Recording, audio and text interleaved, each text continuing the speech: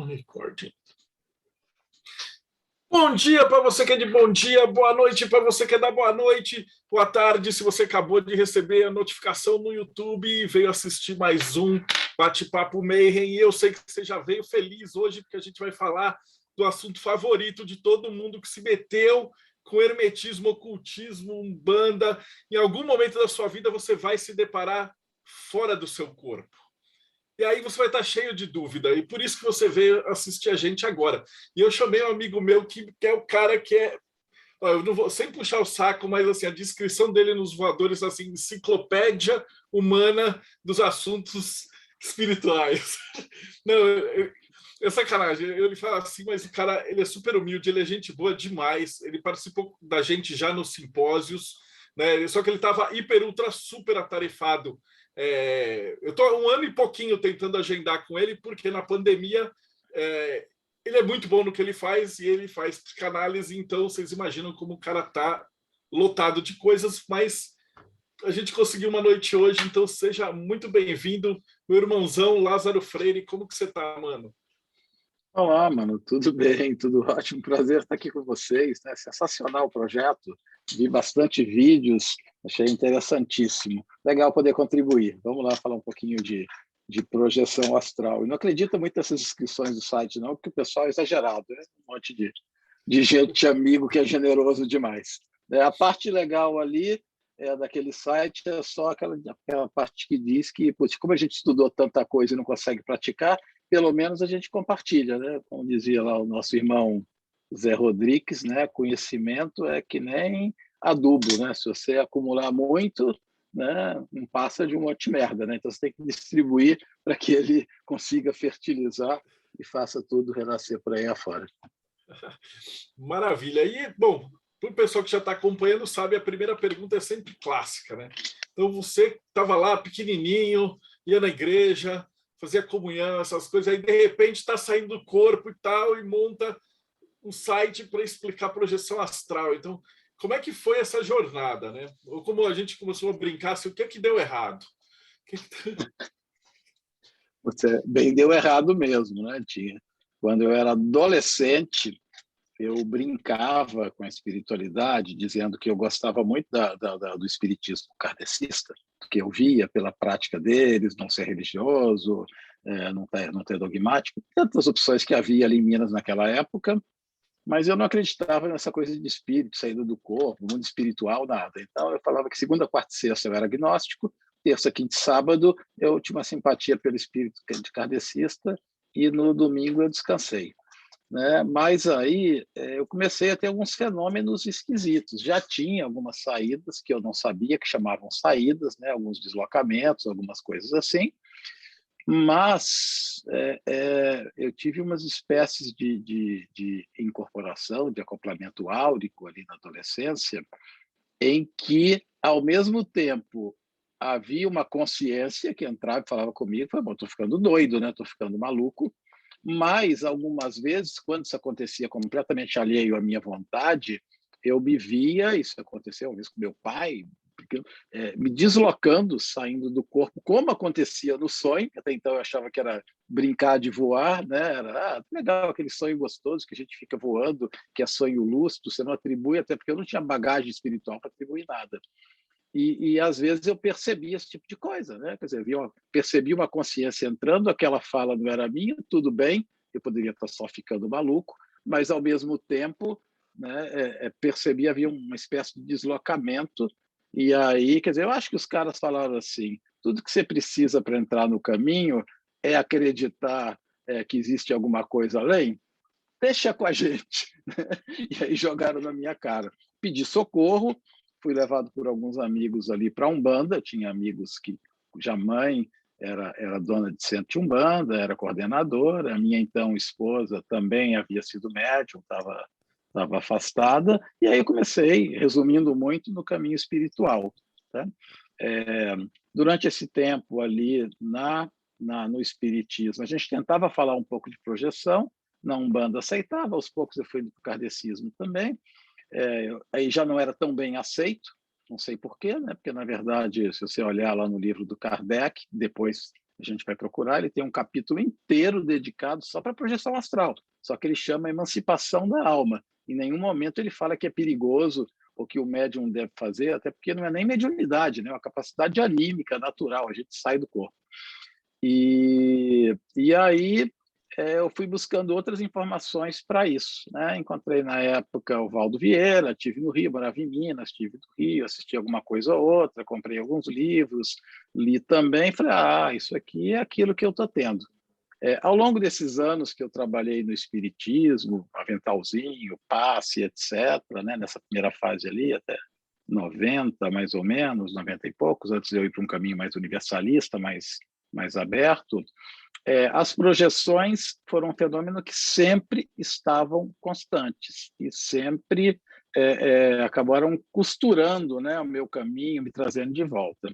Quando, enfim, eu saí, resumindo muito, do espiritismo, era do federativo, tive alguns conflitos, né, a gente tentava expandir aquilo, como Kardec fazia, e evidentemente isso não era muito bem visto por grupos mais conservadores, e aí eu fui indo para outras paragens, né, estudar astrologia, estudar um pouco de bruxaria, sou sacerdote numa tradição, né, de bruxaria tradicional de Salvador, enfim.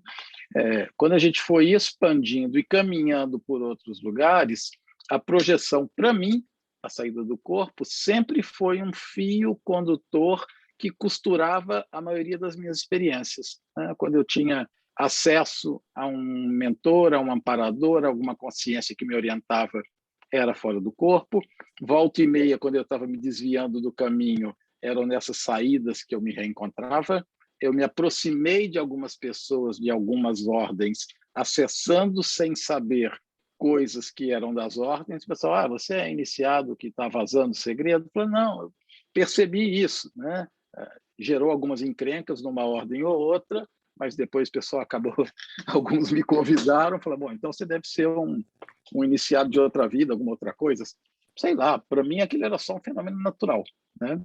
E aí depois, nesse caminho, eu acabei encontrando o Wagner Borges, né? Que era praticamente meu vizinho aqui, e que se dedicava, também era um dissidente do Valdo Vieira, como eu era, a gente saiu ali da abordagem ali muito cientificista do Valdo, né? O Wagner veio fazer o trabalho mais ligado à espiritualidade, mais mente aberta aqui em São Paulo. Eu estava indo por outras pairagens, mas também indo para um caminho mais universalista também, e aí não projeciológico, né? Não fazendo uma ciência, trabalhando com naturalidade, como eu acho que o fenômeno é e acho como deve ser. E aí houve uma empatia muito grande, né? Entre eu e o Wagner, fiquei por ali, trabalhei com ele durante muito tempo, dei muitos cursos auxiliares no IPPB, do Wagner, e o Wagner naquela época trabalhava mais presencialmente, e eu comecei a levar muito do que a gente fazia, dos meus caminhos e dos caminhos dele também, né, de coisas que ele colocava no curso, para a internet.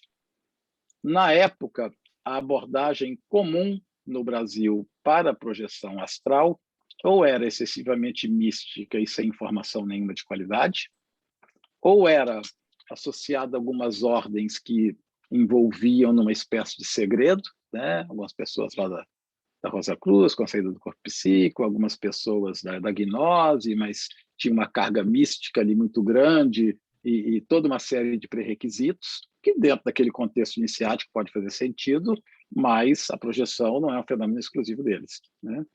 Ou por uma influência norte-americana, do Monroe, do pessoal, uma influência muito pseudocientífica, muito formal, muito enquadrada, né? E o que a gente fazia, eu e o Wagner, cada um a seu modo, era tentar trabalhar isso com bom humor, com didática, com desconstrução, com comparação, com abordagem universalista, né? Ele ali mais espiritualista. Eu fui aos poucos incorporando psicologia, filosofia, outros caminhos meus e fazendo um mix. E a gente levou isso para a internet como uma alternativa. A gente só queria que pessoas malucas como a gente, que não estavam naquele contexto iniciático da projeção, nem no contexto espírita, mediúnico, nem no contexto cientificista, pudesse encontrar uma turminha pequenininha que falasse a língua deles, né? A gente entrou para isso, brigando com algumas listas ali, né, dissidência, e aí a gente montou esse nome que é um nome de brincadeira, Voadores, que é como a gente se chamava informalmente, né? Tipo, é a turma voadora, é a turma que faz determinado tipo de alimentação.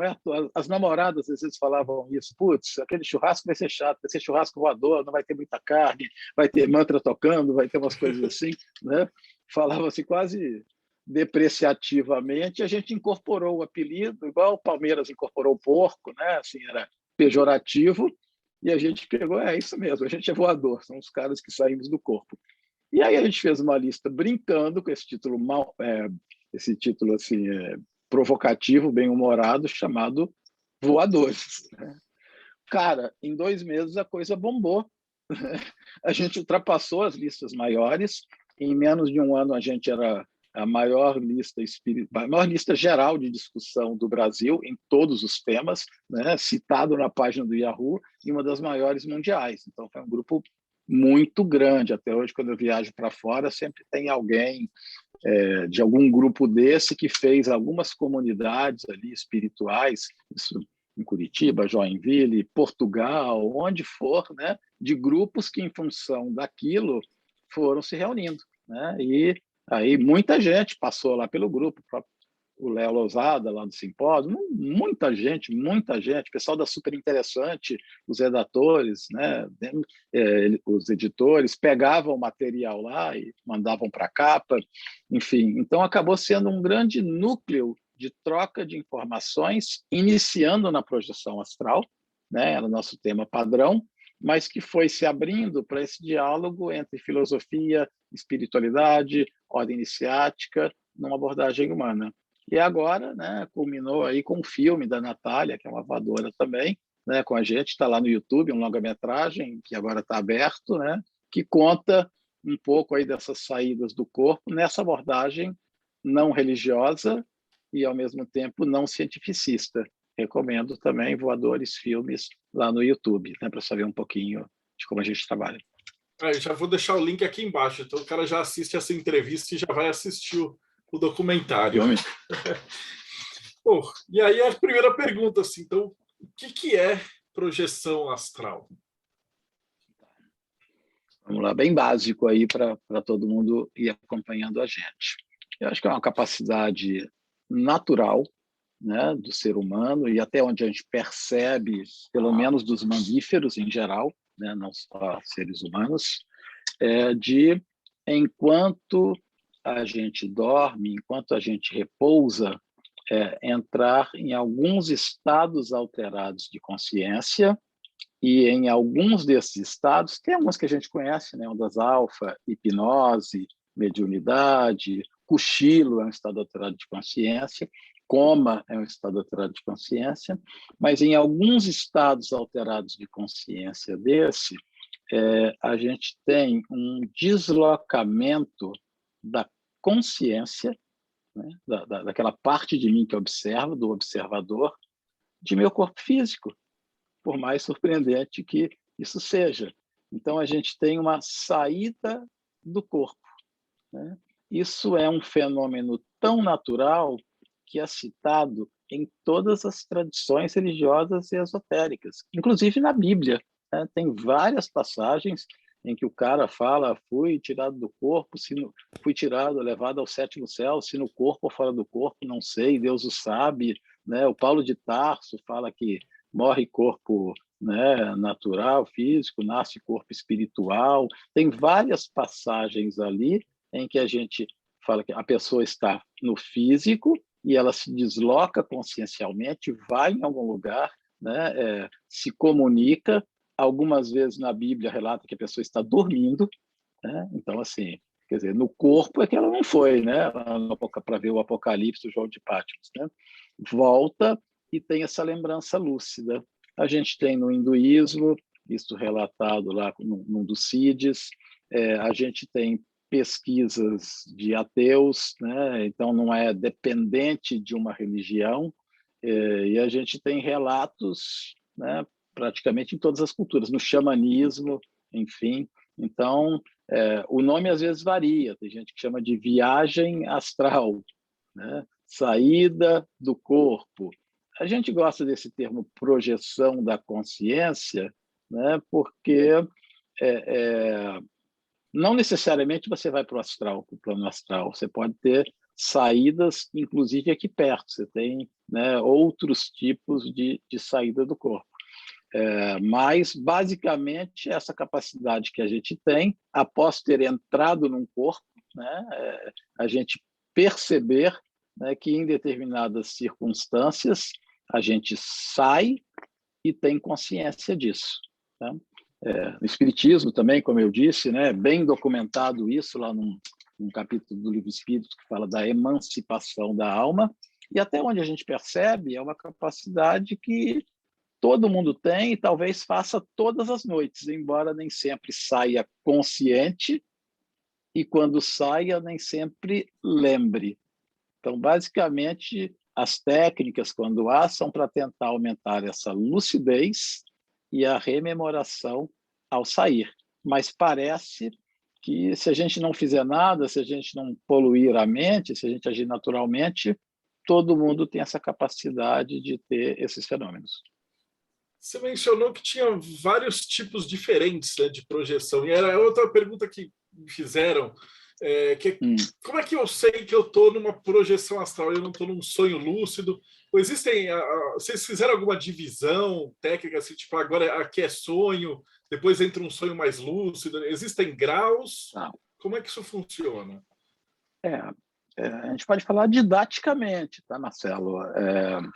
Nesse momento, a gente está na vigília, a gente não é 100% lúcido. Né? Vamos dizer assim, que didaticamente, estou número chutadíssimo, né? Digamos que a gente esteja 80% lúcido. De vez em quando, minha esposa fala, eu nem presto atenção, tem horas do dia que eu estou mais cochilando um pouco, o inconsciente às vezes fala, então, assim, eu não tenho um estado de total lucidez e consigo perceber isso. Né? Então, a gente chama de vigília. Na projeção astral, na saída do corpo, na projeção da consciência, a gente tem um estado muito superior a esse grau de percepção que eu tenho agora. Né? Já num sono lúcido, um sonho lúcido, por mais lúcido que seja, em geral, até por eu perceber que estou sonhando, a gente tem a sensação de que existe um grau superior da consciência, esse aqui, e aquela experiência do sonho é subordinada a ela, é inferior. Então, vamos dizer que é 60%, né? Quando eu estou num sonho lúcido. Quando eu estou num sonho que eu lembro, mas não é sonho lúcido controlado, didaticamente, números chutados, vamos dizer que eu estou com 40% de lucidez. E quando eu estou naquele sonho maluco, que eu só pego fragmentos, 20%. Né? Agora, repare, um estado mais lúcido consegue avaliar o outro. Quando eu estou num sonho lúcido, eu digo, nossa, tinha um cachorro passando aqui de cabeça para baixo com bolinha verde, não, e eu estou no controle, eu não quero isso, eu começo a brincar ali, né? Tiro isso daqui, tiro de lá. Então, assim, eu percebo o que é um estado inferior de lucidez, de consciência, e, né, ali dentro eu começo a atuar. Quando eu acordo, eu falo, estava num sonho lúcido, porque agora eu tenho mais consciência do que antes. Então, da mesma maneira, né, a certeza que a gente tem de um estado alterado se dá por ser um estado muito superior, por exemplo, na avaliação de tempo, às vezes 30 segundos de projeção tem informação, tem sensoriedade, tem sensibilidade, tem cores que não são percebidas nesse espectro normal dos olhos limitados, né, que você não tem dúvida de que está vivendo uma experiência de ultra, hiper, super lucidez, que não é compatível com o sonho. Como é que você sabe que não está maluco, né, que não é coisa da sua cabeça? Sim, pode ser coisa da minha cabeça, né? Aí eu vou responder como filósofo, que eu também sou, né? Neste momento, eu tenho uma forte impressão de lucidez, de consciência. Pode ser que eu esteja sonhando, pode ser que tudo isso aqui seja uma ilusão minha, né? Mas eu consigo me organizar em termos de ego, consigo colocar esse mouse aqui, depois pegar e trazer de volta. Na projeção astral, eu tenho isso muito melhorado, com muito mais poder de materialização, de construção.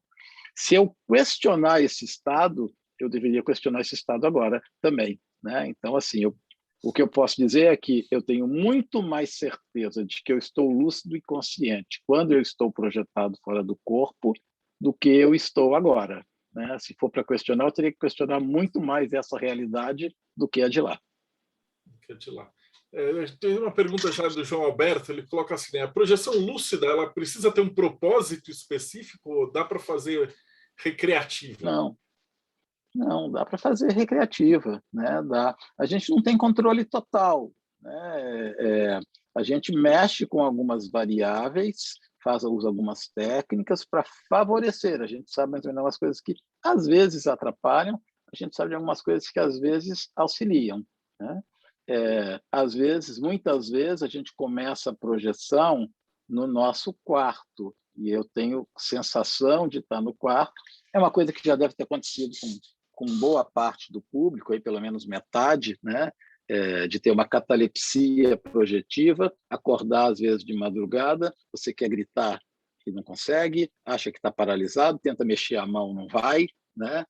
Fala, meu, o que aconteceu? Eu tive um AVC, o que está acontecendo? Às vezes você percebe alguma consciência, vê o quarto numa espécie de penumbra que não é escuro como na realidade está, né? Mas também não é claro, é aquela luz assim meio de quase que de luar, porque a percepção não é visual, é um outro tipo de percepção que ainda é primitiva para a maioria de nós, então a gente percebe quase como uma penumbra, assim, um luar, né? Mas temos um radar, temos um senso de golfinho, a gente mapeia o ambiente em 3D de uma outra forma.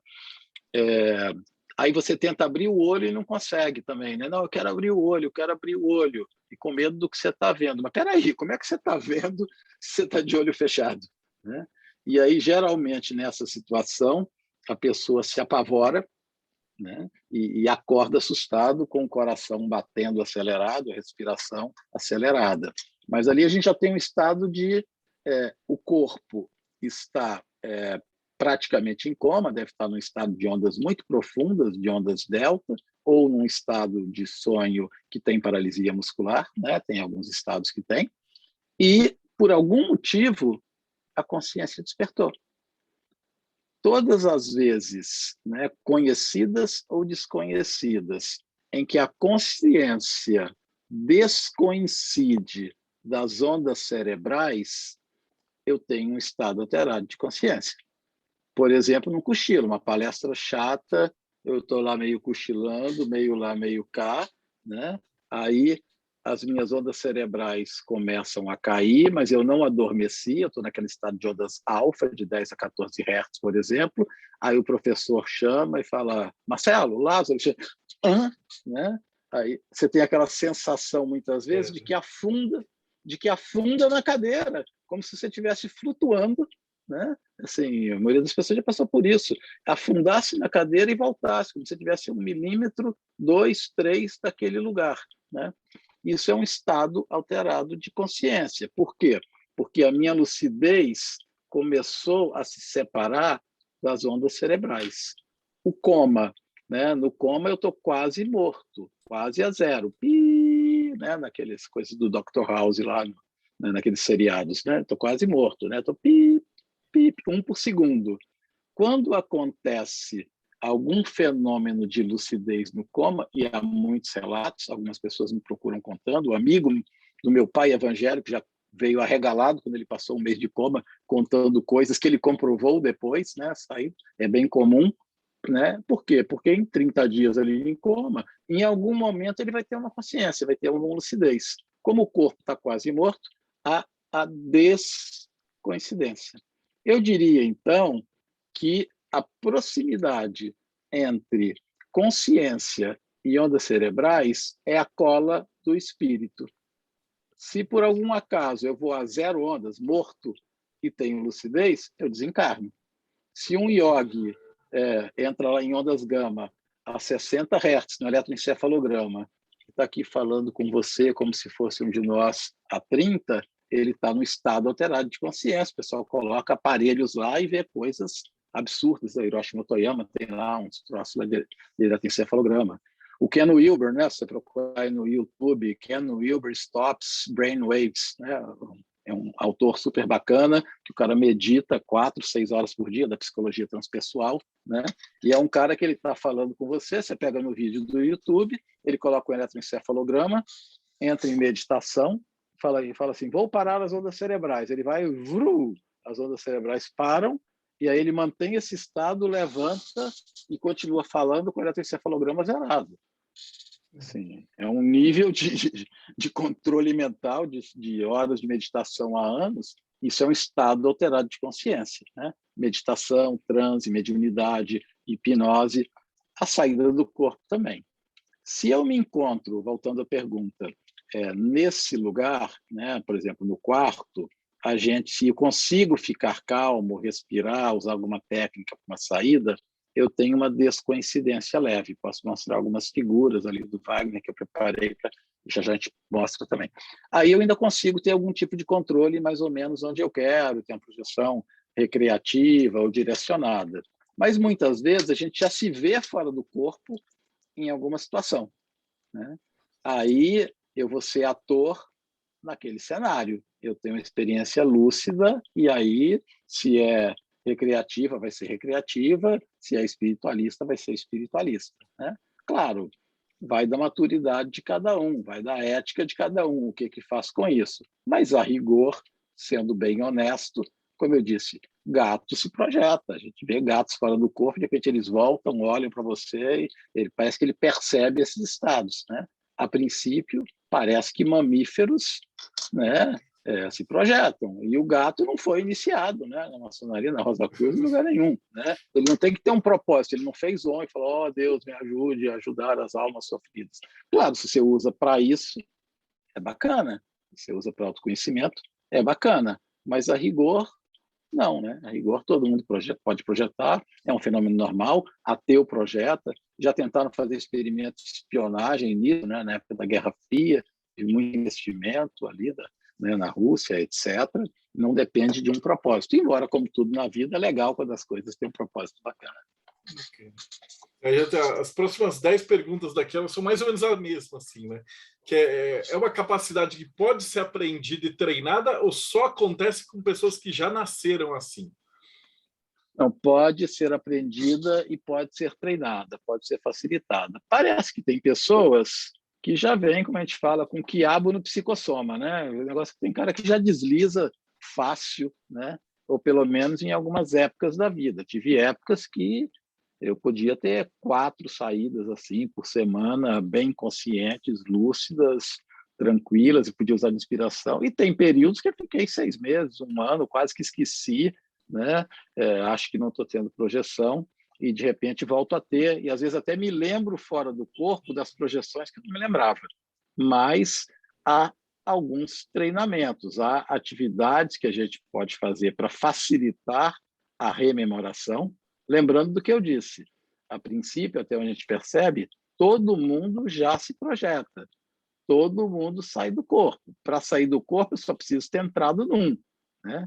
Porque nesse paradigma, nessa visão, a gente está dizendo, né, o que eu estou querendo dizer aqui é que o espírito habita um corpo, a consciência habita um corpo, para não usar um termo espiritual, né? E não o contrário, né? A gente tem um corpo, a gente usa um vasilhame, a gente usa um corpo temporário e não o contrário. Como eu entrei em um e eu não pertenço a ele, é natural que eu saia. Saio nos estados alterados de consciência, que todo mundo passa, porque a gente tem várias fases do sono, né? E aí, volta e meia, algo dá errado, eu fico lúcido enquanto eu estou com ondas quase paradas, aí eu vou ter uma saída, né? Ou entro em alguns outros tipos de estados. E eu posso também fazer algumas coisas, por exemplo, evitar alguns alimentos, evitar algumas práticas que às vezes aceleram o meu metabolismo e dificultam a minha lembrança. Por exemplo, né? Só dando uma pitada, hoje em dia, a gente tem, por exemplo, um excesso de iluminação, que não é natural do ser humano, né? No tempo da minha tia, da minha avó, a gente tinha uma luz pequena de 40 watts e às 9 da noite ia dormir. Hoje eu fico com estímulo de celular, televisão ligada, durmo às 2 da manhã, 1 da manhã. Às vezes a pessoa acorda cedo, agora a pandemia mudou um pouco, mas acordava cedo já num pulo, com o despertador tocando alto, né? E aí quer ter projeção. Fica meio complicado. Por quê? Porque você estica, é metabolicamente, né? Não é juízo moral, nada. Você estica o seu corpo até o máximo, força a sua consciência, coloca luz, coloca TV. Tem gente que põe luz branca, né? Aqui em casa a gente usa muito variação, variador de luz, luz amarela, enfim. Mas coloca aquele monte de luz branca, celular até na hora de dormir, televisão no quarto. Eu sei que ninguém daqui deve ter, né? Mas eu ouvi dizer que tem as pessoas que colocam televisão no quarto e dormem com aquela informação entrando no inconsciente, né? Tem uma teclinha maligna que chama timer, né? O cara, ele vai dormir com meia hora de, sei lá, Lula, Bolsonaro, guerra, comercial, entendeu? Sim. E ele está entrando em estado alterado de consciência com aquele monte de sugestão, né? Enfim, aí fica meio difícil, né? Um pouco mais difícil, não só pelo juízo moral, mas porque ele esticou demais o físico, e aí, como a gente foi projetado na savana africana, né? Ele entende, cara, não é hora de descansar a mente, não é hora de sono REM. Esse bicho está cansado e amanhã ele tem que caçar. Então, aí o cérebro entra num modo que tem muito mais sono restaurador, de ondas longas, que restaura mais o físico do que a mente, né? Prioritário. E aí, você, quando acorda, a mesma coisa. Eu estou aqui naquele estado. Normalmente, o que aconteceria? O galo cantaria, a luz entraria aos poucos, e aí eu entraria naquele estado de hipnagogia e hipnopompia, que são 2 estados alterados de consciência. Traduzindo em português, é o cochilo da ida e o cochilo da volta, né? Que é onde a gente faz muita meditação. Diga. Meditação, visualização, pode falar? Sim. O pessoal vai fazendo as perguntas assim, mas são perguntas de técnicas e tal. Mas vamos entrar primeiro no detalhamento do que é e depois a gente vai devagarzinho nas técnicas para ficar didático. Então, assim, as pessoas, em vez de passar por esse cochilo da volta, onde eu poderia relembrar do meu sonho, da minha projeção, e sonho também é importantíssimo, né? São mensageiros da alma, resolvem problemas, enfim. E no preparo também tem uns 10 minutinhos, 15 minutos de estado alterado, que é hora de fazer uma visualização, de fazer uma magia mental, de firmar nos desejos, verificar tudo, né, para fazer essa ponte consciente-inconsciente, material espiritual. Não, o cara vai, pum, afunda. Quando toca o despertador, ele já pula da cama, põe um rock and roll, põe pipipi, corre, manda um café para dentro para acelerar o metabolismo, né? Pula de 6 Hz, 8 Hz, onde o sono estava sendo fabricado, para quase 30, aí não tem como lembrar, né? Não é que você não teve a projeção, né? Algumas bebidas, né? Tipo, se eu uso cafeína depois de 3 da tarde, numa grande quantidade, guaraná, estimulantes, é óbvio que eu vou acelerar meu metabolismo. Aí a probabilidade de eu entrar suave fora do corpo ao dormir diminui um pouco, né? Então, tem boas práticas que a gente pode fazer para induzir mais. Quer dizer, manda uma feijoada na hora de dormir. Chego tarde, vai ficar complicado, né? Não é que não pode, não vai ter, mas complica um pouco mais. E tem técnicas, né? Também, sei lá, se você pega um livro, uma em 1000, né? Se eu pego um livro do assunto, coloco na cabeceira da cama, né? Ao me aproximar para dormir, mesmo inconscientemente, eu estou lembrando que aquilo é uma experiência verossímil, é uma experiência que eu estudei, né? É uma experiência que eu li, que eu já tive. Então, eu me programo para aceitar a lembrança daquela experiência, porque a mente tem essa característica, né? O que não está no meu campo de visão, o que não está no foco, no verossímil, eu vou descartando, vou deletando. Evidentemente, tem que ser o livro que você leu, né? Não adianta pegar um livro lá e colocar, né? Para fazer um link com algo que você tenha passado, né? Uma em 1000, né? Diga, que perguntas que tem aí? Do Max, ele fala assim, quando acontece uma projeção astral, para onde exatamente a gente vai? E quais seres e entidades encontramos lá? Uhum.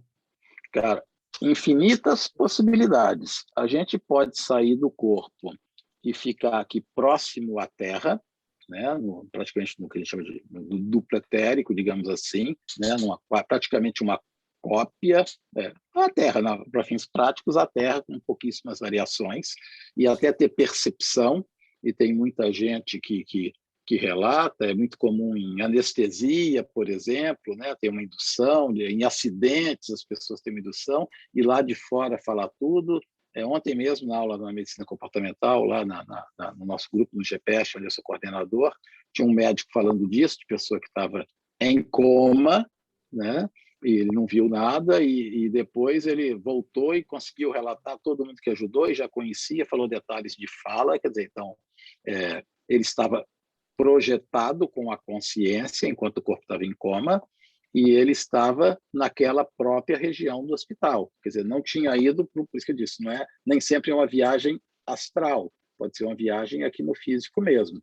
Eu posso ir para planos psíquicos mais próximos, onde tem maior onirismo, posso ir para outros planos mais sutis. Claro que cada um tem suas facilidades e dificuldades, porque é regido por leis parafísicas, digamos assim. Tem lugar que é muito sutil, às vezes é difícil entrar se eu estou denso, e vice-versa, né?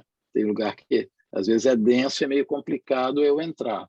Mas, a princípio, a gente pode ir para qualquer lugar. E você vai encontrar as consciências inerentes a esses planos, né? No primeiro caso, ele não viu nenhum espírito, o cara estava em coma, viu médico que entrou, o médico de bigodinho, o nosso professor que estava lá ajudando na emergência, que era residente na época, né, e descreveu os procedimentos que ele fez, não viu nenhuma consciência extracorpórea.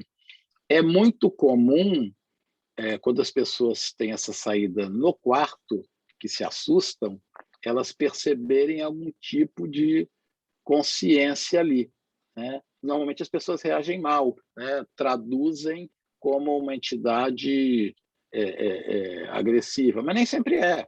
Pode até ser alguém que você chamou, pode ser um amparador, uma consciência amiga, um mestre espiritual, alguém da sua ordem, alguém da sua linha de religiosa, iniciática, que está lá te ajudando. Mas o sujeito está com medo, acorda no escuro, tem sensação de que está paralisado. Aí chega um amigo espiritual, o mestre desencarnado, o hierofante lá e fala: vem com o olho. O cara, pelo amor de Deus, né? Pede para pôr, né? Se bobear, ainda manda uns passos, ainda manda umas energias. Sai daqui, sai daqui. Então, a gente pode encontrar espíritos facilitadores, consciências facilitadoras, consciências que a gente nem pode considerar de humanas, né? Eu posso sair para planos astrais, e há casos de saídas do que a gente chama de corpo mental, onde não dá nem para falar em um lugar. É mais parecido com as experiências que são descritas como samadhi, satori, expansão da consciência, fusão ao todo, né? Epifania. Tem algumas saídas assim, né? E tem saídas mistas, né? Eu, por exemplo, depois de ter feito muita projeção, quando eu, particularmente, saio consciente e me vejo no astral, hoje eu nem me preocupo mais em ir. Tipo, vou para Paris, vou para Umbral, vou ser o salvador das almas, vou fazer assistência, vou ver a vizinha pelada. Não entro mais nessa. Eu aproveito a experiência, porque eu já fiz bastante desse tipo de coisa, e me interiorizo. Eu aproveito a facilidade, né? E, enfim, ali eu vou fazer uma meditação tentando chegar nesse terceiro estágio, né? Então, eu, por exemplo, em vez de ir para algum lugar, que é muito ego ainda, né? Mas, assim, claro, quem está começando tem mais é que fazer isso bastante mesmo, né? Eu deixo o universo vir até mim e tento me transformar. Essa é uma outra possibilidade. Por isso que estou dizendo, não é nem astral, são projeções da consciência, né? E, às vezes, você tem transformações significativas nesses processos de expansão. Belezinha. Ó, a gente já tem aqui. Eu vou emendar nessa segunda, porque tudo está mais ou menos caternado. São perguntas a respeito do processo todo, né? Então, Giovanni pergunta assim: a pessoa não acorda muito mais cansada quando tem uma projeção? Não. Não. Geralmente, pelo contrário, acorda muito mais restaurada. Não, não sei explicar o procedimento, mas às vezes uma hora de sono consciente, realmente consciente, não faz com que a gente sinta falta de sono. O que tem às vezes, mas raras vezes, você tem uma sensação de estafa sua, não é física. Isso nas primeiras vezes, quando você não conhece o processo, porque, como eu disse, algumas vezes 30 segundos, 1 minuto fora do corpo com hiperlucidez, você tem uma percepção informativa de 10 minutos ou de horas. Não é que o tempo passou devagar, tipo aquele filme A Origem, em câmera lenta. Não, até rola um pouquinho disso de distorção temporal, mas não é que é tanta informação ao mesmo tempo para a consciência, né, que às vezes você fala, nossa, caramba, vão ser 8 horas assim? Então, assim, dá um cansaço prévio. Não são 8 horas assim, porque a gente tem fases do sono, é impossível eu ficar tempo demais, a cada 15 minutos, né, no humano, clique, a gente muda de ondas delta, passa para ondas beta, e de vez em quando entra no estado REM. Em cada mudança de sono dessa, modifica as ondas cerebrais no eletroencefalograma, modifica o seu padrão consciencial, você vai, volta, é puxado, não se mantém o tempo todo, é impossível, né? Praticamente você ter 6 horas de projeção, você pode ter tido a sensação de que teve, mas biologicamente é complicado. Então já teve vez disso, falei, caramba, né? Sei lá, estava numa encrenca astral, trocando energia, o cara lá, né, me assediando, sendo o mestre da sombra, até eu aprender por que eu estava naquela situação, e você fala, caramba, eu consigo segurar, mas, pelo amor de Deus, o tempo não passa, vou ficar nisso o tempo inteiro, né?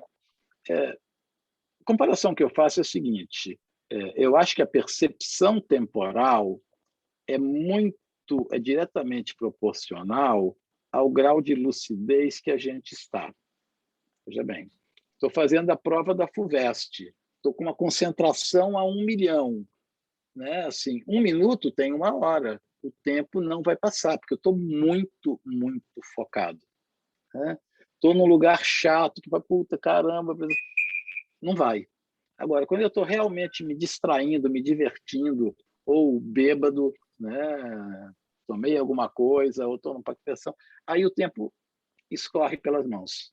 Quando eu durmo muito relaxado, muito tranquilo, parece que o sono foi maior e mais restaurador, mesmo quando não é lúcido. Eu falei, nossa, dormi bastante, que gostoso, estou descansado. Quando eu estou com a mente a mil e durmo daquele jeito, televisão, celular na cara, até o último clique, né, o último send, apago com o celular para um lado, óculos para o outro, etc., eu estou sem consciência. A percepção que eu tenho é que o despertador toca no momento seguinte, que 6 horas de sono foram um átimo, né? Então, o que acontece às vezes é isso, a pessoa não está acostumada a lidar com esse grau de concentração de consciência e tempo e tem a impressão, algumas vezes, por exemplo, no desespero, quando ela está achando que vai ficar paralítica, que está lá nas primeiras experiências, né, de que o tempo não passou, e aí, assustada, ela significa isso de uma maneira negativa. Mas estudando um pouquinho só, tendo um pouquinho só de calma, a gente transforma, vai além da arrebentação das ondas, e aí o veleiro vai suave, em águas tranquilas, para onde a gente quiser. A Ani perguntou assim, qual é a tua opinião no uso de áudios para estimular a projeção, se você recomenda, se eles funcionam? Tem 1 milhão de técnicas, Ani, né? Todas são legais. E o que funciona para mim, às vezes, não funciona para você. Então, teste, né? Eu gosto daqueles brainwave generator, né? Aquelas ondas que têm uma defasagem de meio hertz, né? Enfim, tem algumas coisas assim na internet, né? Binaural, som binaurais, né? Eu tenho alguns programas aqui de celular, tem que ser estéreo, em que eu programo, eu coloco, sei lá, um chiado e tal, e tem alguns. Normalmente o programa para projeção ele não é muito relaxante, porque a ideia é você ter consciência, né? Você vai colocar uma musiquinha New Age, você apaga, né? Mas existem alguns programas, sim, que têm um certo nível de ruído de tempo em tempo, e com o binaural beat, aquele estimulador que joga frequências diferentes no ouvido, né? E que tem aqueles iDozer, né? Aquelas drogas virtuais, enfim, sempre tem um programinha para estimular a projeção. Para muita gente, não quer dizer nada. Para outros, funciona. Tem técnicas de religiões que funcionam para um, não funciona para outro. Um sai de uma maneira, outro sai para outra. Tem gente que come feijoada e sai do corpo, né? Tem gente que não. Então, assim, teste. Tem vários sites, o IPPB mesmo, do Wagner Borges, tem inúmeras técnicas lá disponíveis gratuitamente, tem muitos vídeos do Wagner Borges, o Saulo Calderon, nosso amigo, né, sempre está fazendo facs no site dele, tem centenas e centenas e centenas de vídeos, e sempre dá alguma técnica, alguma visualização, né, algum exercício que ajude a gente a sair. Para outro é um mantra que funciona, para outro pode ser uma prece, para outro pode ser uma concentração. Eu gosto de uma higiene, né? Tipo tomar um banho, se puder. Agora, casado é mais difícil, tem outra rotina, né? Mas quando você tem lá uma luzinha, uma pequena penumbra azul ali no quarto, uma música específica. Então, para mim, isso ajuda bastante, esse ritual ao deitar. E, normalmente, o que eu faço? Eu sento, quando eu quero estimular uma projeção, faço as técnicas sentado, para não apagar, e à medida que o sono vai vindo, eu entro em estado alterado de consciência, eu vou deitando muito lentamente, mantendo a técnica, ou a visualização, ou o mantra, a muleta qualquer, o recurso qualquer que eu estiver usando no dia, né? Para tentar ir adentrando com muito cuidado nesse estado de ondas cerebrais. Para mim, funciona. Para outro, não, né? Mas, assim, teste e encontre que funciona para você. Isso eu acho que é o mais importante. A gente não vai ficar, tipo, me fala uma técnica, alguma coisa assim, porque, na verdade, eu vou pôr uns links aqui embaixo, e a galera procura, porque, como você falou, para cada um vai ter uma completamente diferente, né? Eu queria entrar mais naqueles aspectos gerais para o pessoal não ficar com medo. Por exemplo, Ixi, que subiu. O que mais atrapalha é o susto com os diferentes tipos de som ou a criatura. Existe algum jeito de controlar essa sensação de medo? Olha, em geral, psicologia, né? O medo tende a ir embora com a informação, né? A gente tem muito medo daquilo que é desconhecido. Se você entende como é que a coisa funciona, onde que ela pode chegar, né? Quais são os riscos que ela não tem? E já vou adiantando essa pergunta. Não há riscos na projeção astral, né? Não tem risco, você não vai morrer numa projeção, não tem como você estar só fora do corpo, né? Não vai alguém roubar seu corpo, como alguém diz, ninguém vai cortar seu cordão de prata, porque, na verdade, ele não é físico, isso é só uma metáfora, né? Aliás, bíblica, né? O primeiro lugar que cita cordão de prata é uma passagem da Bíblia. Ninguém vai cortar, né? Porque se fosse físico, imagina na hora de voltar para o corpo, né? 8 bilhões de pessoas saem do corpo toda noite, aí na hora de voltar o nó, até você desamarrar, cara, putz, com 5 fiozinhos aqui, os cabos aqui que eu tenho de rede já dão um nó danado, imagina 7 bilhões. Então não é físico, ninguém vai cortar, né? Lembro do Wagner conta um relato que uma vez ele estava saindo do corpo, acho que é Salvador, não lembro, e o cara queria atrapalhar ele de todo jeito, né? E não conseguia, projetor experiente, aí o cara plasmou uma faca, eu vou te matar.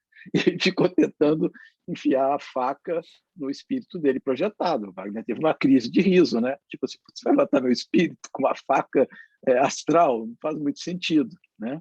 Aí o cara ficou pé da vida, viu o corpo dele na cama e falou, já sei. Aí ele foi lá com a faca tentar enfiar no coração do Wagner, que estava na cama, né? Do corpo do Wagner, que a gente riu mais ainda. Não tem como, né? Porque o cara é sutil, o corpo que é físico, e se você não fizer nada, você sai, se você não fizer nada, você volta. O medo atrapalha. Por quê? Porque, como eu disse, a gente baixa o estado de ondas cerebrais. Geralmente, algumas projeções se dão quando eu estou quase em coma, estou em ondas delta, né, ali de 2 Hz, 3 Hz, 4 Hz, eu passo algumas vezes por noite para isso, e por algum clique a consciência desperta. Essa é uma daquelas em que eu tento mexer e não consigo. Por que eu não consigo mexer, gente? Porque meu cérebro está 2 Hz, estou quase em coma. Não tem impulso, né, neuronal para o dedinho mexer. Então, você está com a consciência tentando mexer um corpo que está paralisado, não vai mexer, né? Então, só que o medo ativa um mecanismo lá da savana africana de preservação da espécie. E quando você está com medo, o batimento cardíaco sobe naturalmente. As suprarrenais injetam adrenalina, né? Que é justamente se tiver algum barulho, algum medo, alguma situação de risco, o bicho já acorda arisco, pronto para sair, né? E aí o que vai acontecer? Imediatamente a adrenalina entra em circulação, o seu batimento sobe, as ondas cerebrais sobem, a respiração sobe, né? As ondas cerebrais sobem. E o nome que se dá a ondas cerebrais acima de 14, 15 é vigília. Em outras palavras, você acorda. Tanto é verdade que vai acordar sentindo o coração bater e a respiração ofegante. Por outro lado, se você não faz nada, fica quieto, respira, fala, estou tendo uma descoincidência. Vou tentar mexer só levemente, vou tentar vou tentar me imaginar olhando da janela. Eu uso muito esse truque, né? Quando eu não consigo me mexer no astral, então eu hackeio, né? Eu dou uma roubadinha. Eu falo, bom, eu conheço a vista da janela do meu quarto. Então, eu vou me imaginar que eu estou vendo os prédios da frente, né? Então, eu coloco a minha perspectiva do observador num lugar um pouco adiante, não muito adiante. Põe a cenourinha do olhar fora do corpo um pouco adiante. Aí parece que é uma tendência, né, do psicossoma, do corpo espiritual, vum. Para mim, isso funciona, acompanhar. Quando eu não entro num lugar, eu faço isso. Então, eu imagino que eu já entrei ali. Não longe demais, mas um pouquinho mais. Aí vai, né? Tipo, eu mando o pensamento e aí o psicossoma acompanha, vai indo, né? Então, a gente pode ir lidando com o medo mais ou menos dessa forma, né? Só pegando a especificidade da pergunta, porque acho que eu divaguei um pouco, só para ver se eu respondi, o que eu deixei aberto. A pergunta dela é? Foi tranquilo, ela é bem essa mesmo. Como é que lida com o medo Tá. mesmo? Com Mas, medo. você falou, cada pessoa vai ter um jeito diferente, né? Como você passou vários exemplos, eu acho que ficou até melhor. E aí a última pergunta para fechar. Você falou como é que a gente facilita para ir, agora como é que resolve o medo lá e como é que a gente facilita para lembrar depois na volta, né? Então, começo, meio e fim dessa projeção. Aquele diário de sonhos funciona? Escrever do lado? Que técnicas boas para ajudar a lembrar? Bastante. Vou pegar aqui uma apostila minha de sonhos. Eu tenho dicas para sonhos, mas boa parte delas funciona para projeção também. Se tiverem diferença, eu vou falar. Vou compartilhar aqui uma tela e... um pouquinho. Tela... A gente vê.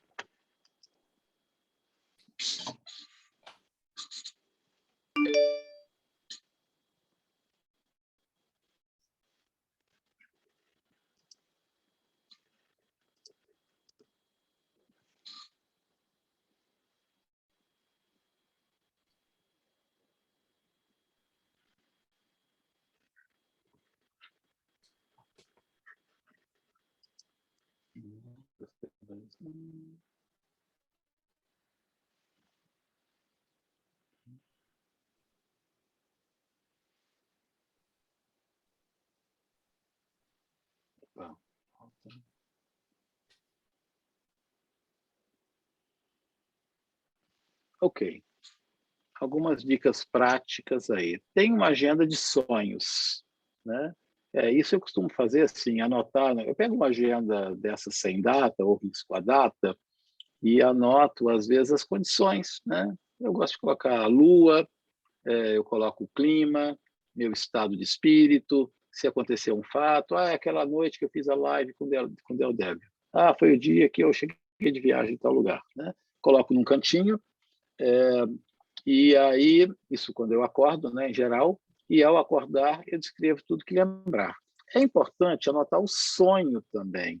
Por quê?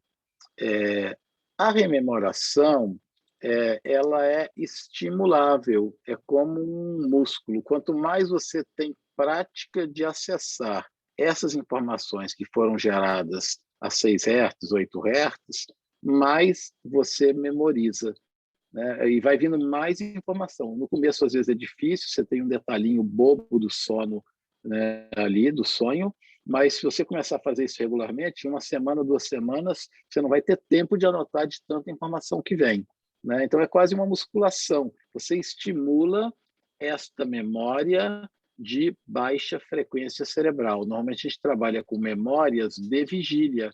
A gente não tem o hábito de trabalhar com esse tipo de memória da meditação, do estado alterado de consciência e do sonho. Bom, dormir relaxado, pulei alguns aqui que eram mais para rememoração de sonhos, né? Isso é bem importante, como eu disse, essa tensão, né? Tensão muscular, ansiedade, atrapalha. Então, nesse dia, poxa vida, a gente gasta 10 minutos vendo Jornal Nacional, vendo novela brigando, né? Vendo série de, sei lá, terror, policial, tiro. Dedica 5 minutinhos, gente, 10 minutinhos ali para um ritual de dormir. Você vai passar 8 horas do seu dia, assim, espero, né, do lado de lá. Se bobear, é um terço da sua vida. Né? Se você viver 90 anos, né, poxa, com um terço, na verdade, você só viveu 60 anos. Você passa 30 anos dormindo. 30 anos do lado de lá, e a gente não dedica 5 minutos por dia para preparar isso de uma melhor maneira, seja para uma prática magista, seja para receber uma resposta do sonho, seja para ter uma inspiração, resolver um problema, porque tem sonhos que resolvem, seja para uma projeção astral. Então, às vezes, um banho morno que já relaxa a musculatura, né? Preparar o ambiente da sua maneira, né? Firmar ali seu altar, se for o caso, se tiver um significado para você, porque você lembra quem você é, né? Onde que você está, por que que você está aqui, que tipo de coisa que você lê, que você assiste, não é só, né? Sai da Olimpíada e apaga, sai da notícia política e apaga porque tem que acordar cedo de novo. Então, cara, você vai passar 6 horas dormindo, 8 horas dormindo, 5 minutos de preparo não vão fazer falta, sim, né? Mas, às vezes, um sono de má qualidade faz falta no seu descanso. Procurar dormir no mesmo horário, se puder, isso é legal, né? Ter hábitos de sono. Exercícios físicos e boa alimentação são fundamentais, né? Isso envolve neurotransmissores, tá, gente? Envolve o tipo de elemento que eu estou usando, que não é estimulante, porque se eu uso estimulante, eu vou fundir o motor do carro, né? Eu vou chegar num nível de metabolismo ao dormir que não é compatível com a condição humana normal. É o que a gente está tentando fazer, né? Está tentando viver, às vezes, 20 horas por dia no máximo, né? No talo, 18 horas por dia no talo. Quando eu descansar, né, na verdade, é para desligar mesmo. Aí eu não vou ter rememoração, né? Então, o exercício físico ajuda, principalmente o alongamento, a boa alimentação acaba tendo uma boa relação com o corpo. Então, assim, a melhor técnica, gente, para sair de um corpo é viver bem dentro de um corpo. Parece meio óbvio, mas a projeção da noite começa quando você acorda. O melhor exercício é o acordar. A maneira com a qual você vive sua vida, a maneira com a qual você se comporta, a maneira com a qual você lida com suas emoções, evidentemente influencia bastante no seu estado psíquico, e a projeção é uma saída do corpo psíquico, né? É uma saída do psicossoma, desse corpo de emocionais, né? Como diz lá os hindus, você está indo para a cama louca, né? Para o local dos desejos, para o local da emoção. Rosa Cruz fala, estou indo, é uma saída do corpo psíquico, estou indo para o plano psíquico. Então, assim, psiquismo descontrolado, evidentemente, dificulta. As técnicas são quase as mesmas, tem uma coisinha ou outra que a gente pode usar para rememoração, que eu vou falar depois. Evite estimulante, café, refrigerante com cafeína, guaraná, álcool e cigarro, especialmente à noite. Agora, eu acho que está meio óbvio para vocês, né? A gente acelera o metabolismo e aí fica mais difícil eu me apropriar desses estados alterados de consciência que acontecem durante o sono. Quanto mais eu estimulo, mais o sono vai ser só reparador de emergência. Evite refeição pesada antes de deitar, está valendo. Mantenha o quarto sossegado, tranquilo, quer dizer, né? Eu gosto dessa história do quarto como um lugar sagrado, né? Quer dizer, é um lugar de você descansar, fazer uma leitura boa, fazer amor, né? Preservar a egrégora ali do quarto para ser quarto, né? É óbvio, tem gente que não dá, né? Que tem que ficar num quarto de uma casa, é outra história, a gente vai usar outro tipo de técnica. Mas se puder, né? Deixar o quarto para ser quarto, não é lugar de ficar recebendo todo mundo, né? Não é lugar de estar brigando, a princípio não é lugar de ver TV. Eu tenho TV no quarto, confesso, mas eu uso, às vezes, para ver um jogo de futebol, para ver alguma coisa no domingo de manhã, não para dormir, né? Como sendo meu acalento, sendo minha função soneca ali para dormir. No quarto, evite TV, computador de discussões, celular, né? Não durma com TV ligada e timer, né? Bom colchão, né? Ter uma boa preservação é uma coisa legal, né? Pelo amor de Deus, não coloque um apanhador de sonhos em cima da sua cama, já vi isso, né? Não coloque nenhum protetor entre o plano astral e o plano físico, né? Porque vai complicar, né? Tem gente que relata ter dificuldade com colchão de mola, que tem muita mola espiral, né? Vai funcionar para um, para outro não, né? Talvez por campos, sei lá, eletromagnéticos, psíquicos, enfim. Eu uso cordão de micromola, colchão de micromolas, não tenho tanto esse problema, tá? Mas dependendo da sensibilidade, tem gente que relata ter mais facilidade com colchão de espuma densa, e sem tecidos animais, né? Essa coisa da, mas para quem é mais sensível, né? Tipo travesseiro de pena de ganso, né? Eu tenho um campo ali, né? Biomagnético, enfim, né? Um campo bioenergético meio esquisito. Banho, relaxamento, música suave, aromatizante, como incenso, vela perfumada e outros artifícios são bem-vindos se fizer sentido para você, né? Práticas bioenergéticas, visualizações, Kriya Yoga, mantra, esse tipo de coisa, induz estado alterado de consciência, certas músicas também, né? E melhoram a qualidade de sonhos e projeções. Aí é para sono, né? Em caso de insônia, leituras espiritualistas, ocultistas, hermetistas, expansoras da mente, te colocam em contato com quem você é, com o que você estuda, faz com que sua mente considere a experiência mais verossímil. Isso vai ajudar na lembrança, né? Elevados motivantes induzem uma boa sintonia e tranquilidade. Não, tá, ok. Algumas técnicas que eu faço também, baseados em ondas cerebrais, vou procurar aqui, só um minutinho. Aqui. O sono tem 5 estágios. Daqui a gente tira algumas técnicas de rememoração também, né? A gente tem 4 fases e aí a gente entra naquela fase de movimento rápido de olhos, tá?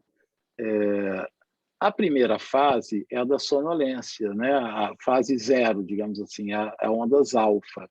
Essa fase eu é que induzo. Se eu durmo cansado, eu praticamente não passo por ela. Eu, apago, nem vejo e acordo a seguir. Se eu faço uma boa prática, vou relaxando aos poucos, diminuindo a luz, coloco o dimer, etc., tomo banho, eu estico esse tempo em que eu tenho meus conteúdos meio oníricos, meio espirituais, minhas mentalizações, com a vigília. Favorece muito. Em algum momento, clique, eu adormeço e começa um período de 15 minutos, né? Se a pessoa não toma nenhum remédio que modifique isso, é 15, não é 10, não costuma ser 20, mais ou menos 15, de ondas teta, né? São ondas de 3 a 7 Hz, cai um pouquinho, aí tem alguns fusos ali durante 15 minutos de 12 a 14 Hz, quer dizer, fica meio ali, meio caindo, então fica nesse primeiro sono leve, né? Entre teta e os fusos ali de 12 e 14, que é quase vigília, acima de 14 a gente está acordado, está em vigília, e aí 15 minutos a mais, quer dizer, aí eu estou falando com 30 minutos do momento que eu dormi, se eu não tomar nenhum antidepressivo, porque eles alteram um pouco esses tempos, né? Prolongam esses tempos, a entrada de sono REM. Mas 15 minutos depois, eu começo a ter 2 fases de onda delta.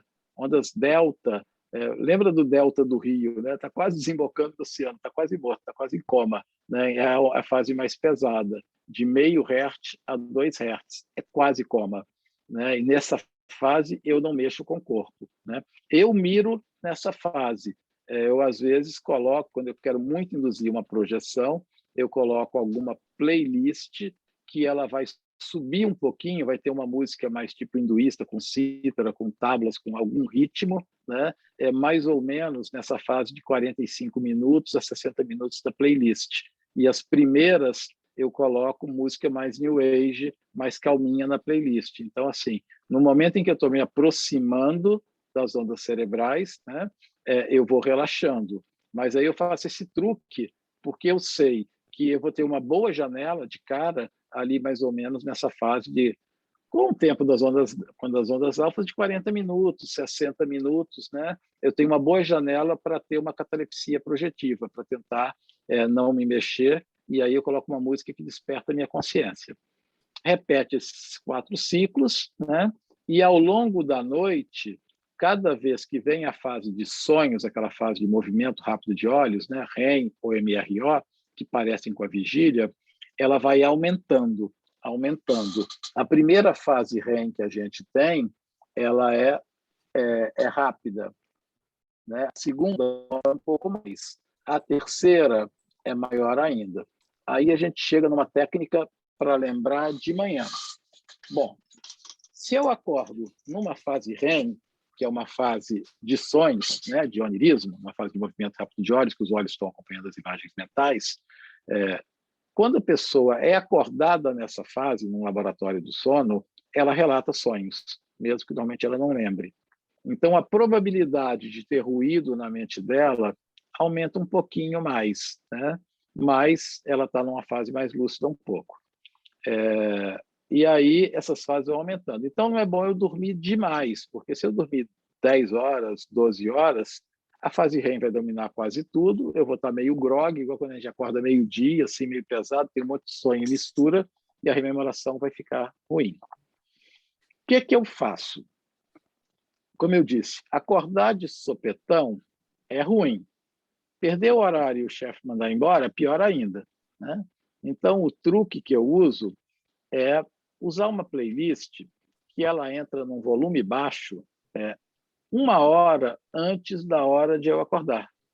Se eu tenho que acordar às 7h30 da manhã, 6h30 entra o primeiro despertador com uma musiquinha bem calminha, que não vai me acordar. Eu vou estudando o volume dia a dia para ficar num ponto em que não seja tão alta e agitada para me acordar, mas também que ela invada o meu sono aos pouquinhos, né? Então, vai ter dia que eu estou cansado, eu nem ligo para aquela música, não acordo mesmo. Mas vai ter dia que eu tenho um recado importante, que eu tive uma projeção, que eu falei, cara, eu não posso esquecer disso. Ou que tive um sonho que, puta, tem que levar para análise, tem que levar para psicanalista, isso aqui, cara, é a chave da questão, precisa anotar isso quando eu acordar. Essa 1 hora em que eu favoreço, eu estou induzindo uma hipnopompia, né? Induzindo um cochilo da volta. Tá? Me ajuda. E, de repente, cara, como eu esqueci disso? Aí eu já acordo, gravo ou anoto. Tenho lá o caderninho de sonhos do lado. Né? Aí, 1 hora depois, como Maia existe, a realidade existe, né? Não dá para chegar para o chefe e falar que o tempo é relativo, né? Porque seu emprego é absoluto, desemprego é absoluto. Então, aí toca 1 hora, coloca lá, eu ainda coloco rádio e música.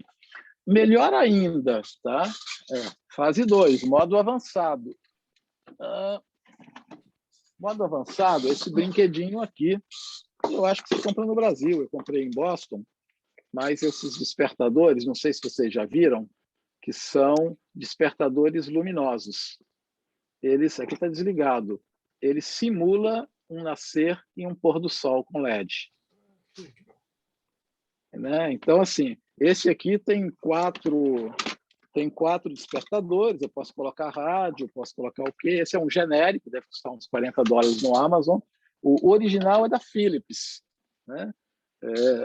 Então, ele vem aqui, 22,15, então ele faz esse despertar. Né? Você vai achar o da Philips, tem o relógio, tem o horário, por Wi-Fi, você usa Alexa, posso colocar a intensidade da luz. Né? Então, ele tem uma gama que vai desde aquele vermelhinho bem levinho, né, aos poucos, e eu digo quantos minutos ele vai fazer. Né? Então, eu posso chegar para ele aqui e falar 20 minutos eu quero que você coloque para dormir, e vamos lá. Aí ele já começou a mudar, colocou uma luz mais amena, eu programo o degradê dele para eu dormir, se vai ter um sonzinho de grilo, se vai ter uma música, e eu programo para acordar também.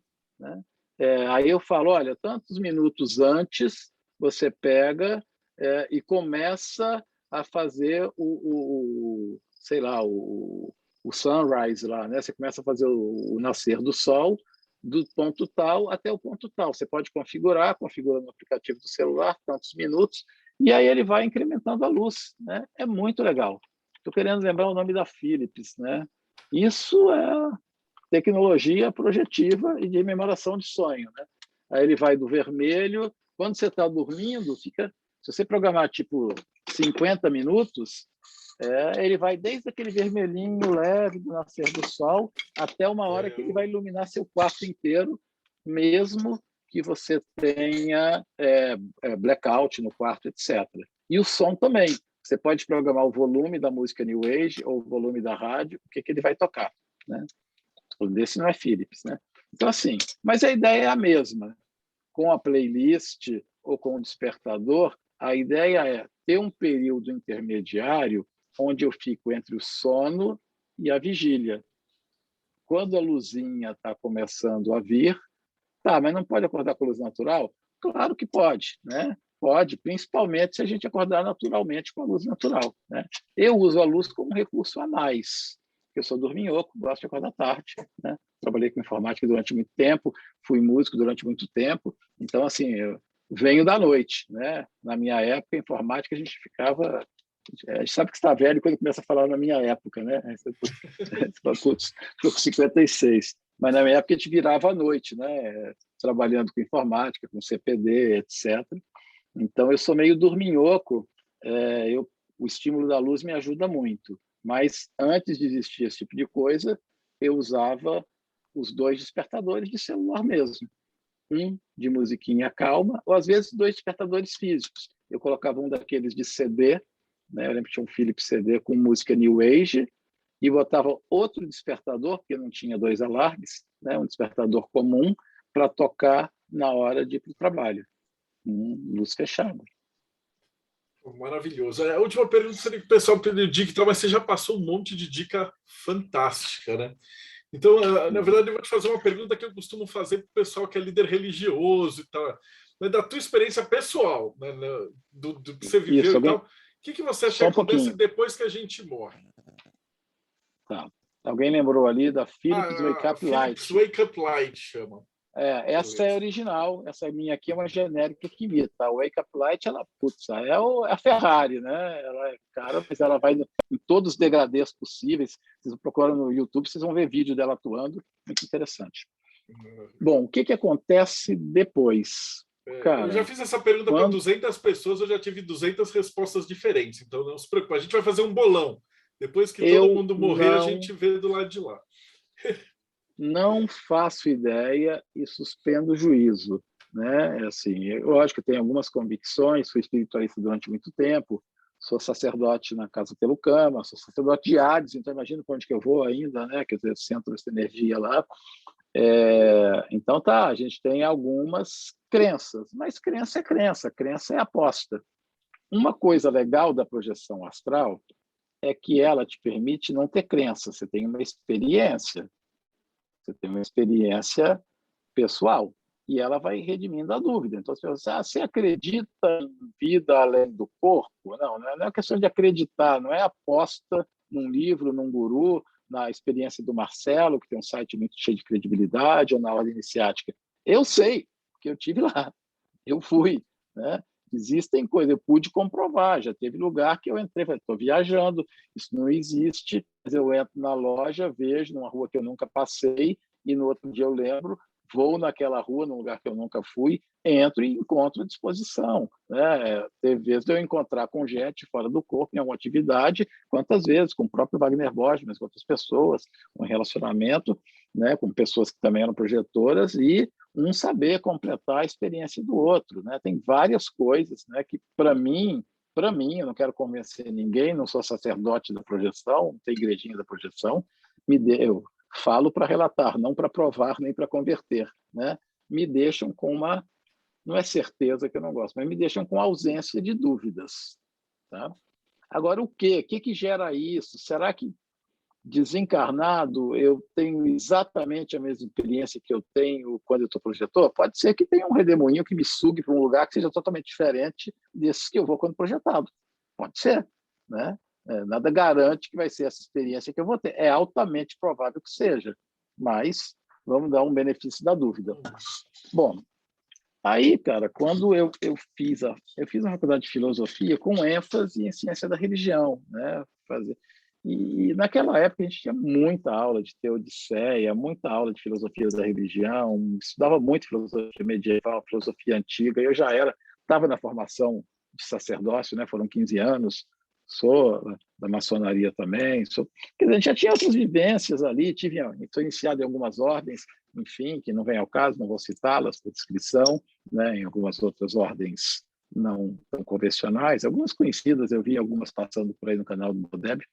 Enfim, aí na hora que juntava tudo isso na cabeça, com aquele monte de dúvida filosófica, tinha a hora que dava um nó, né? Mas dava um nó, parava tudo, abria-se, não era o todo, abria-se o nada, né? E a filosofia ajuda muito nisso, quando você força a mente até um ponto que ela não tem mais resposta.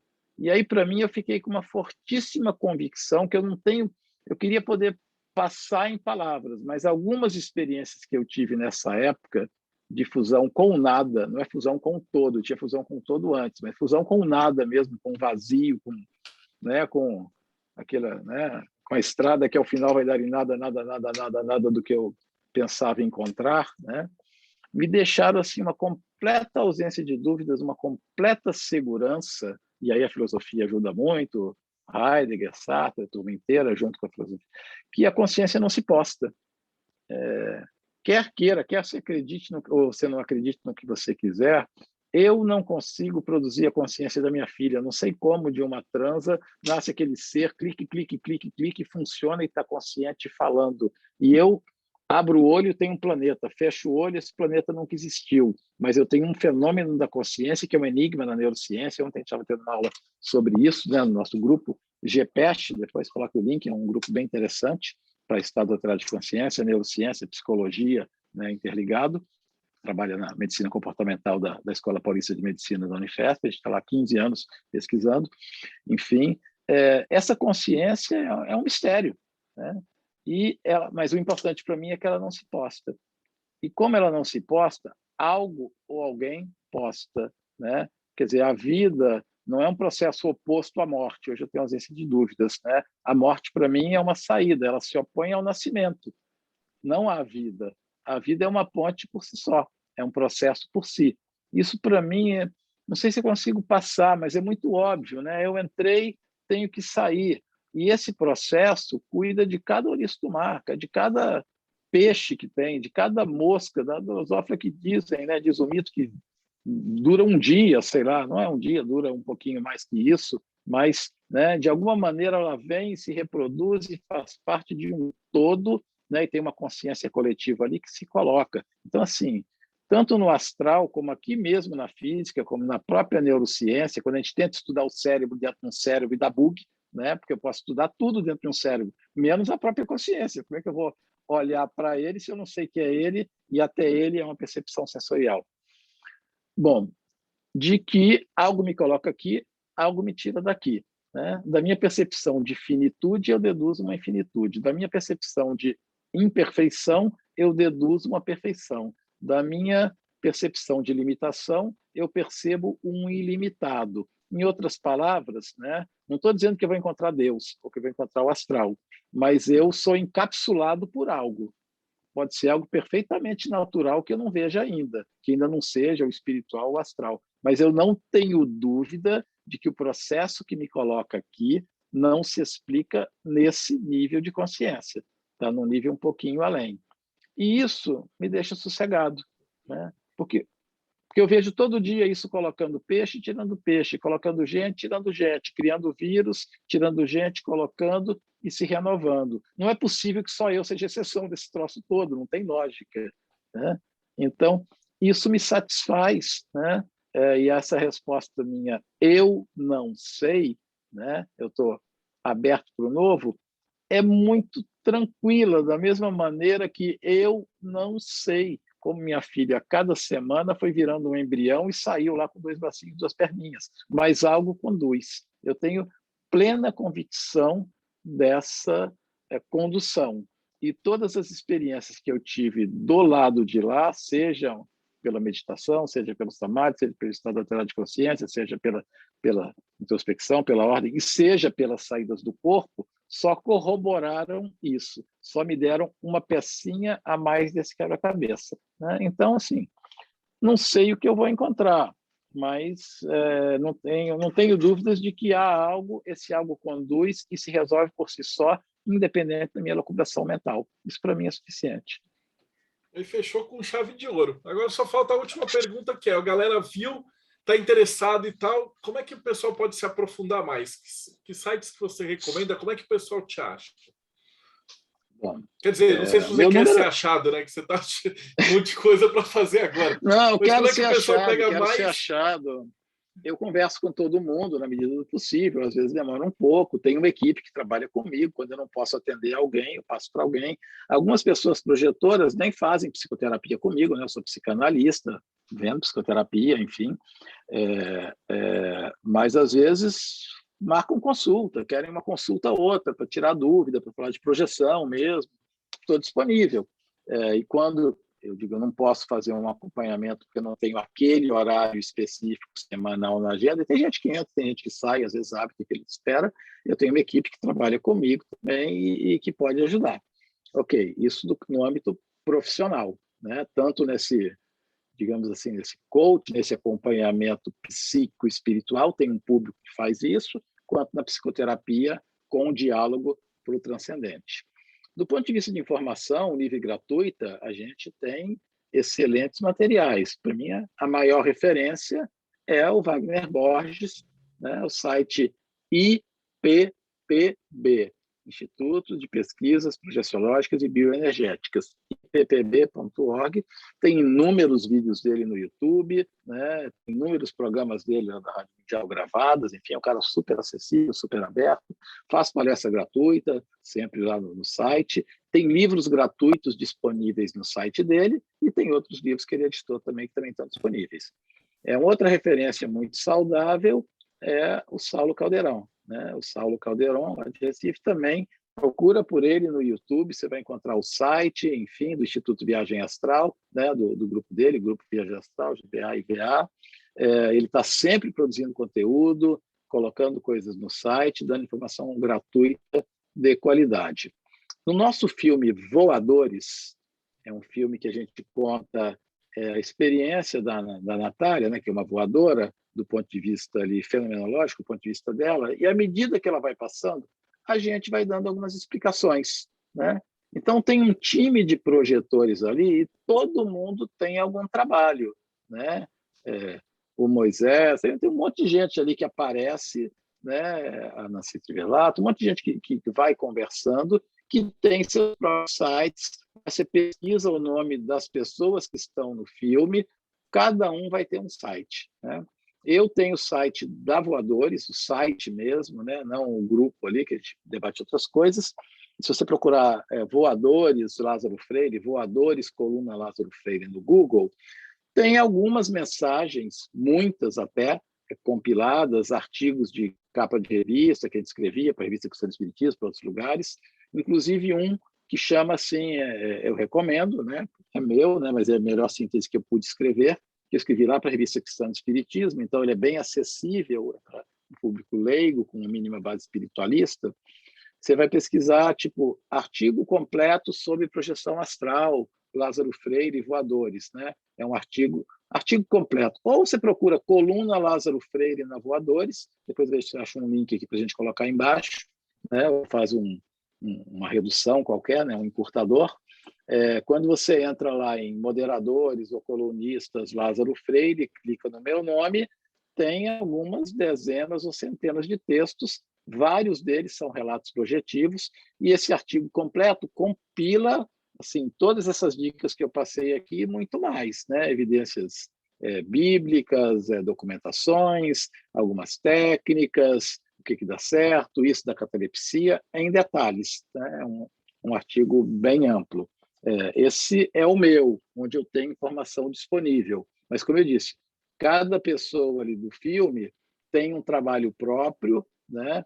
O meu principal não é projeção eleitoral, é um assunto que eu adoro falar, mas faço bem, né? Mas alguns são dedicados à projeção, têm institutos, dão cursos, vivem de cursos ali bons, e você vai encontrar muito material de qualidade no Brasil. Acho que aqui, para quem quer pesquisar isso, é um dos melhores lugares do mundo. Maravilhoso. Você já deu todas as chaves para a galera pesquisar. Depois eu pego com você os links, o Rodrigo passa, e vai estar aqui. Então, Lázaro, eu te agradeço de coração. Acho que deu o fio da meada e a chave para o labirinto. Quem tinha alguma dúvida agora já está tranquilo, e acho que agora já, com todos os links que você passou, se o cara quiser mesmo fazer, não tem como, né? Mas lembrar que, pô, é que nem um exercício físico, tem que ir, tem que fazer. O cara não quer sentar e achar que vai. Dá trabalho também, né? Tem que cortar a Coca-Cola, cortar o café, etc. Então, não é um negócio que o cara vai ganhar de presente, tem que batalhar. Mas Lázaro acabou de passar todas as chaves aí. Às vezes ganha uma ou outra, né? Acontece, né? Por isso, mas a gente pode favorecer muito a saída, assim, né? Tem que botar a mão na massa. Maravilhoso. Eu vou despedir do pessoal aqui. Então, de novo, brigadão de coração. E se você estava acompanhando a gente, então não esquece, dá like, segue o canal, vai no link, já assiste o documentário dos voadores, e a gente se vê aí no próximo Bate-Papo Mayhem.